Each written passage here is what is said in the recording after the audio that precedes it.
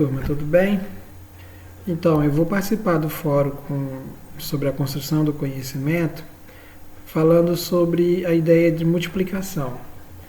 A multiplicação, ela no caso é um algoritmo que é estudado já desde os anos iniciais, né? Digamos ali pelo quarto, quinto ano já começa a ver as ideias de multiplicação. Só que eu vou trazer hoje a perspectiva de analisarmos como ela é apresentada num livro. Eu trouxe algumas imagens aqui retiradas do livro Telares, do sexto ano, de Luiz Roberto Dante, onde Dante ele apresenta 4 ideias associadas à multiplicação que pode ser trabalhada em sala de aula. O que eu acho interessante nesse trabalho que Dante traz é que todas essas ideias, no caso, elas tentam construir, né, o significado da multiplicação para o aluno. Então, assim, a gente sabe que o livro didático em si, ele é um material sugestivo, então o professor tem que fazer suas adaptações para que realmente aconteça ali a construção do conhecimento. A forma como foi organizado lá no livro de Dante, primeiro ele traz a ideia da multiplicação associada à adição de parcelas iguais, que é o mais comum, né, em todas as, praticamente, que a gente consegue perceber. Por exemplo, eu mesmo, quando estudei na minha época de adolescente, eu me recordo bem que eu vi, basicamente, a multiplicação foi mais como adição de parcelas iguais. Eu aprendi mais a multiplicação foi na questão mais algorítmica, né, mais a questão mesmo de um cálculo prático. E aqui no caso Dante ele já traz, por exemplo, uma outra ideia que é relacionada à disposição ou representação retangular, que aí aqui no caso ele já traz a ideia prática da organização, né, em fileiras, em colunas, que aí já pode ser trabalhado essa ideia com o aluno. A terceira ideia que ele traz aqui, a associação para nós, é a questão da contagem de possibilidades. É um conhecimento muito importante. Esse princípio multiplicativo a gente vê ele lá no ensino médio, né, quando vai trabalhar a questão da análise combinatória. Tentando puxar aqui na mente, lembrei. A análise combinatória, né, então quando a gente vai estudar análise combinatória, a gente volta a rever esse princípio multiplicativo. Então, aqui o livro de Dante, já no sexto ano, ele já traz também essa ideia associada à multiplicação, como a contagem de possibilidades. E uma quarta ideia que ele traz aqui seria relacionada à proporcionalidade. Interessante a gente observar que todas as ideias aqui, para serem, no caso, significativas para o aluno, eu acredito que nós temos que fazer com que o aluno experimente essas situações, né? Retirando essa primeira, que ela é mais prática, nós podemos trabalhar na prática com esses alunos, por exemplo, aqui na questão da organização retangular. E aí eu deixo uma sugestão, trabalhar com os alunos, você pode preparar um material com a cartolina ou EVA, recortar quadradinhos, né, do mesmo tamanho e fazer com que esses alunos manipulem uma quantidade de quadradinhos de forma a construir retângulos, baseado na orientação do professor. E na medida que ele vai construindo esse retângulo, ele vai vendo a questão de quantas fileiras ou quantas colunas esse retângulo tem, né?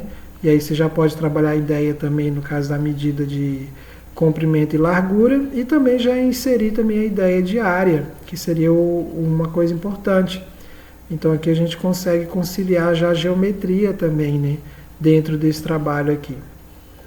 Aí também com o mesmo material, se a gente fizer trabalhar com materiais com cores diferentes, você pode trabalhar a ideia da possibilidade, da combinação, dentro desse material, né, de forma concreta, fazer com que o aluno experimente essa situação da combinação. E aqui também, dentro da ideia de proporcionalidade também, eu acredito que todas as propostas aqui feitas por Dante, elas são válidas para a construção do significado de multiplicação.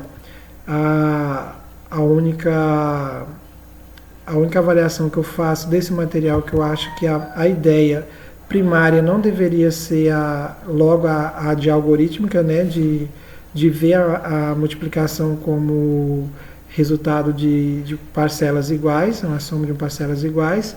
Eu acredito que ele poderia ter colocado essa ideia da multiplicação como última, porque após o aluno experimentar todas as outras situações, ele iria construir automaticamente essa ideia no final. Então, eu acredito que aqui nós temos 3 situações que possibilitam a construção do significado, e também elas estão relacionadas a coisas que o próprio aluno já tem, são situações que ele já vivencia, né? Ele vivencia na sala de aula, ele vivencia em casa, né? Vivencia em situações comerciais, como é esse caso da proporcionalidade. Então aqui ele relaciona ao conhecimento prévio do aluno, e são situações que vai trazer a ideia da multiplicação. Então, como discussão, eu pontuei aqui 3 tópicos, né? Então é interessante a gente ver aqui que, por exemplo, a ideia de multiplicação, ela deve ser construída em diversas perspectivas, utilizando situações práticas do dia a dia do aluno, considerando que o mesmo ele vai utilizar tal conhecimento analogamente em outras situações futuras.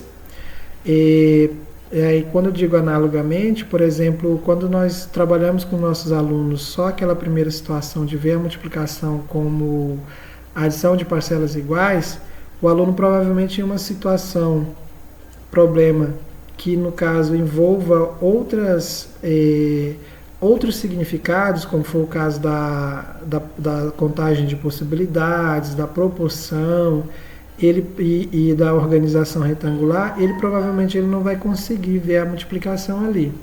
Então, por isso que é interessante trabalhar as várias ideias, né, os vários significados que o algoritmo de multiplicação pode ter no dia a dia. Que aí, quando o aluno vê uma situação análoga, parecida com aquele que ele já trabalhou, ele vai conseguir relacioná-la ao objeto de conhecimento, no caso a multiplicação, né?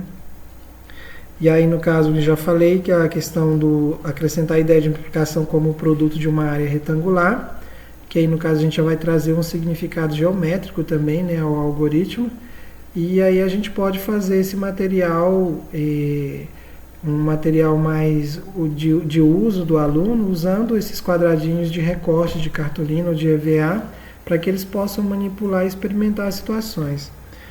E é importante que no caso a gente conceda aos alunos os procedimentos práticos de resolução do algoritmo, para que ele possa perceber qual a melhor maneira de poder chegar à solução, né? Então a gente muitas das vezes, o aluno é submetido à memorização da tabuada como o único meio de se chegar ao resultado de uma multiplicação. E por parecer mais prático, com certeza, quando o aluno chega a esse conhecimento da memorização, nas situações do dia a dia ele vai conseguir responder de maneira mais rápida, né, às situações. Mas o aluno ele pode, no caso, ser respeitado esse tempo dele de poder aprender isso, e ele pode ver outras maneiras até ele chegar a essa memorização. E aí aqui eu deixo algumas dicas para os colegas que quiserem, no caso, ver como ensinar a multiplicação de maneira mais dinâmica, interativa, né, que possa chamar a atenção dos alunos. Tem 3 métodos que eu achei aqui, no caso, na pesquisa na internet. Eu deixo para vocês lá nas referências o site. Então, o primeiro método é o método Maia, também conhecido como método japonês. Tem o segundo método de multiplicação, que é o método hindu, também. E o terceiro método, que é o método de matriz, tá? Então, todos esses métodos são métodos diferentes de se chegar ao resultado de uma multiplicação sem ser pela decorar uma tabuada ou resolver por parcelas iguais. Então, aqui são procedimentos práticos que eu acredito que sejam importantes e interessantes para a gente trabalhar com os nossos alunos de forma dinâmica, e para que ele se perceba também a melhor maneira dele chegar a construir o significado e também chegar a dar resposta às situações que vai aparecer para ele no dia a dia. Eu deixo para vocês então aqui as referências bibliográficas. Então, eu usei o livro Telares Matemática do 6º ano do Ensino Fundamental, de Luiz Roberto Dante, da editora Ática 2018. As dicas de procedimentos de multiplicação está no site da BBC, conforme coloquei o link aí. E também no YouTube, eu deixei um vídeo no caso lá que dá para vocês acessarem e ver uma pessoa utilizando o método Maia, né, também conhecido como método japonês, na resolução de multiplicação aí. Então é isso. Espero ter colaborado e deixo aí a discussão em aberto também para os colegas contribuírem.